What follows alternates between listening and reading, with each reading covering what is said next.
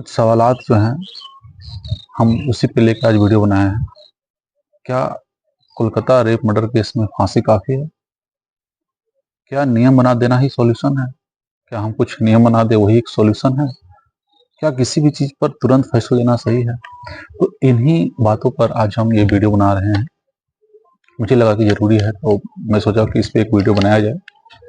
तो सबसे पहली बात तो ये है कि रेप जो केस है वो किसी पार्टिकुलर कम्युनिटी या रिलीजन को देख के नहीं हो रहा है।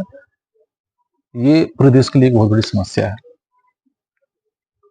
हम सब आज इस समस्या से जूझ रहे हैं। तो ऐसे में क्या ये सही है कि हम तुरंत इस पे फैसला लें? तो देखिए, इस पे हमारे कुछ विचार हैं।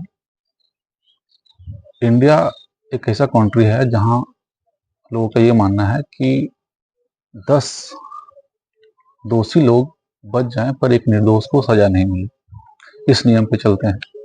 हालांकि लोगों की संवेदना को देखते हुए यह भी कहना गलत नहीं होगा कि ऐसे केसेस में तुरंत फैसला लेना भी कभी-कभी सही होता है। बट आप जब ओवरऑल सोचेंगे कि जिसे तुरंत फैसला लिया जाए, तो ऐसे में कभी-कभी जो मेन मास्टरमाइंड होते हैं इसके वो बच जाते हैं, एक छोटा-सा प्यादा उनका पकड़ा जाता है। जैसे अगर मान लीजिए कहीं पे एक बम ब्लास्ट या गोलीबारी की केस होती है, वहाँ जो 2 लोग मौजूद हैं उनको पकड़ लें और उनको हम सजा देते हैं तुरंत, तो जो रियल चीज़ है, जो रियल मास्टरमाइंड है उसके पीछे वो नहीं आ पाता है। तो इंडिया के साथ ये एक दिक्कतें हैं। अब आती है कि क्या नियम बना देना, इस पे कोई कठोर नियम बना देना ही सॉल्यूशन है? तो मैंने बहुत रिसेंट में बहुत सारा स्टोरी भी देखा, बहुत सारे लोग लगाए थे कि बहुत सारे देश ऐसे हैं जहाँ पे मर्डर, रेप के केस में तुरंत फैसला लिया जाता है।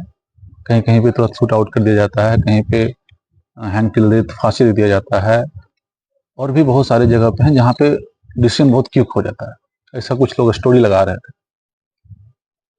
तो जब मैंने एनालिसिस किया तो देखा कि वैसे देश में भी अभी तक जो रेप का पूरा मामला है, मर्डर का मामला है, ये अभी तक सही नहीं हो पाया है। अभी तक भी वहाँ व्यापक है वो चीज़ें। तो ऐसे केस में क्या करना चाहिए? क्या नियम सॉल्यूशन है? तो मुझे जहाँ तक लगता है कि नियम बना देना सही है कि आप एक सुरक्षा के लिए एक नियम बना देना कुछ हद तक सही है, लेकिन पूरा सही नहीं है। उससे ज़्यादा ये हो कि हम उसके सिक्योरिटी, हम उसके बचाव पे ध्यान दें कि पहले से थोड़ा-सा, जैसे कि हॉस्पिटल वगैरह में अभी जो केस था, उसमें अगर सब कुछ अच्छे से लगा हुआ होता, सिक्योरिटी अच्छी होती, सीसीटीवी कैमरा अच्छा होता, तो इतना ज़्यादा हंगामा करने की ज़रूरत नहीं पड़ती। जो दोषी हैं तुरंत सामने आ जाते। अब बात आता है, क्या इतना करने पे भी वो रुकेगा? तो देखिए, कभी-कभी ऐसा होता है कि कुछ रेपिस्ट इंटरव्यूज़ सुने हैं, आप लोग भी सुने होंगे, कि उनके माइंडसेट अब इस तरह से डेवलप्ड हो गए हैं कि उन्हें लगता है कि आई एम डन, मैंने दुनिया का सबसे अच्छा चीज़ कर लिया है, मैं अब खुश हूँ, मुझे फांसी दे दो, कुछ इस तरह के स्टेटमेंट रखते हैं। तो आप सोचिए उसके विचार कहाँ हैं? तो मेरे ख्याल से जो सबसे ज़्यादा ज़रूरी है अपने देश में और बाकी के देशों में भी, नियम तो बना देना एक हद तक ठीक है, लेकिन मानसिक जो सोच है उसको ठीक करने की ज़रूरत है कहीं न कहीं, तभी जाके ये रेट कम होगा। चाहे हम कितना भी हार्ड नियम बना दें, उससे कुछ हद तक परिवर्तन होगा, पूरा परिवर्तन नहीं होगा। और पूरा परिवर्तन जब हमें चाहिए, तो हमें सोच को बदलना होगा। और ये सोच कैसे बदलेगा? तो इसके लिए हम सबको एक बार प्रयास करना पड़ेगा कि हम बचपन से अपने बच्चों, अपने परिवार को इस तरह से ढालें कि उसके सोच में ये आए नहीं, उसके ज़हन में ये आए नहीं, उसके ज़हन में ये कुछ गलत करने को आए ही नहीं। दूसरा ये है कि आज के दौर में हम लोग जिस तरह से होड़ लगा हुआ है, लोग सिर्फ डॉक्टर, इंजीनियर बनने पर तो बचपन से उनके दिमाग में सेट हो गया है। तो वो एम तो अचीव कर लेते हैं, बट उनका जो सामाजिक विकास है वो नहीं हो पाता है। आज आप देख रहे हैं कि बहुत सारे ऐसे केसेस में, मर्डर केसेस में, चाहे उस केसेस में, रेप केसेस में, ज़्यादातर कुछ अच्छे लोग, एजुकेटेड लोग पड़े हुए हैं।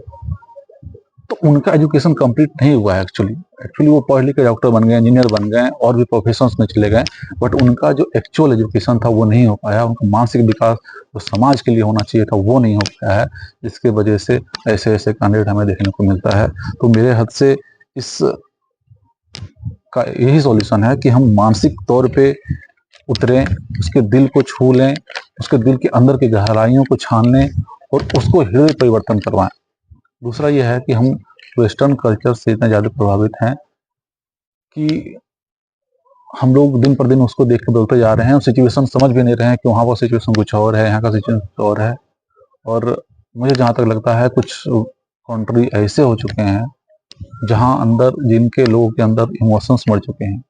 तो अगर हम वैसे लोगों को फॉलो करेंगे तो हम फिर से पीछे की तरफ चले जाएंगे, जहाँ पे कोई फीलिंग्स नहीं थी, जानवर का रूप फिर से हम ले लेंगे, जबकि हम सबसे अच्छे और सबसे विकसित दिमाग वाले हैं, अभी तक सबसे समझदार माने जाते हैं। अगर हम वैसे केसेस में इमोशंस और अपने विचार को त्याग देंगे तो हम फिर से वहीं चले जाएंगे जहाँ से हम आए थे। और अब बात करते हैं कि कुछ हद तक इसमें क्या करते हैं, पार्टिसिपेशन हो जाता है पॉलिटिशियन का। पॉलिटिशियन देखिए, हर कोई पॉलिटिशियन चाहे किसी भी पार्टी का हो अपना हाथ सेकने पर लगा हुआ होता है। वो मुद्दा को चेंज करता है। वो मुद्दा कहाँ से कहाँ भी देखे होंगे आप, यही जो रिसेंट केसेस चल रहा है उसमें कहाँ से कहाँ वो आ रहा है, कभी लोग इस पे ब्लेम कर रहे हैं, कभी उस पे ब्लेम कर रहे हैं। तो उन पे तो हम ज़्यादा भरोसा करते भी नहीं हैं, उनका अलग ही चलता है। सबसे जो अहम मुझे लगा वो मैंने चर्चा किया भी कि हमें मानसिक तौर पे लोगों को बदलना होगा, बचपन से उस तरह की शिक्षा देनी होगी, तभी ये कम होगा। कि आज तो डॉक्टर्स लोगों के साथ हुआ है तो उनके साथ कुछ बल है, उनके अंदर कुछ पावर है, पोटेंशियल है, वो लोग बाहर निकले हुए हैं तो कम से कम प्रोटेस्ट कर रहे हैं, अपने हक के लिए आवाज़ लगा रहे हैं। कुछ केसेस तो ऐसे भी आए हैं जहाँ पे लोग एफआईआर तक दर्ज नहीं कर पाए। तो हमें सबके बारे में सोचना होगा और यह विचार जो आते हैं कि किसी के भी दिमाग में आते हैं, उस विचार को मानना होगा। और जब सब अच्छे हो जाएंगे तो उसमें एक दो लोग अगर खराब भी रहेंगे तो उसको बाकी लोग मिलकर अच्छा बना देंगे। तो यही मेरा कहना था और इसी चीज़ के लिए मैंने वीडियो बनाया था। धन्यवाद। आप लोग मेरे बातों पर थोड़ा गौर फरमाएंगे, शायद यही एक तरीका है जिससे हम अपने देश को बदल सकते हैं। इस ऐसे सारे केसेस से हम उभर सकते हैं। धन्यवाद।